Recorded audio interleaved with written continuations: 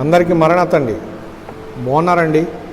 పరిశుద్ధులకు ప్రభువారు మీ మేలు కోరిన వారు మీరు బాగుండాలని, ఆయన మిమ్మల్ని చూడాలని దినము మీ వైపు చూస్తూ ఆనందించేటటువంటి వారే ఉన్నారు.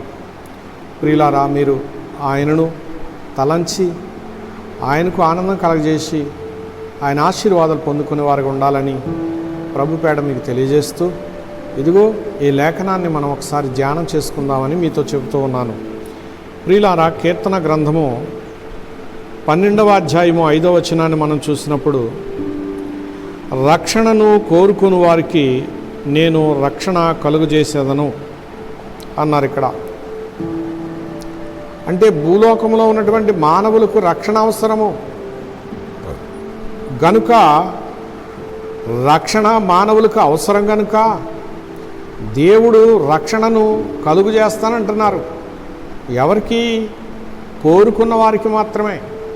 ప్రియులారా, మనము కోరుకునే వారుగా ఉండాలని ప్రభు పేరట మీకు నేను తెలియజేస్తున్నాను. ఎన్నో కోరికలు ఉంటాయి, భూలోక సంబంధమైన కోరికలు, కానీ పారమార్థికమైనటువంటి కోరికలు మనకు ఉండవు.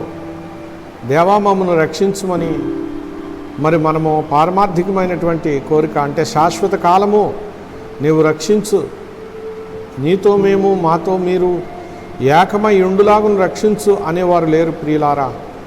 కనుక మనలను రక్షించుటకే కదా ఆయన ఈ లోకంలోనికి మన వంటి మనుషుడుగా యేసుక్రీస్తుగా వచ్చారు. ప్రియమైన స్నేహితులారా, రక్షించే పని మీద ఆయన ఉన్నారు కనుక రక్షించుము అని మనం మొరపెట్టిన ఎడల ఆయన రక్షించగలడు. యేసు అనగా రక్షకుడు, ఎవరినైనా రక్షిస్తాడు. క్రీస్తు అనగా అభిషిక్తుడు, మానవులను రక్షించడానికి అభిషేకించబడినటువంటి వాడు. ప్రియమైన స్నేహితులారా, ప్రతి దేశానికి రక్షణ అవసరము.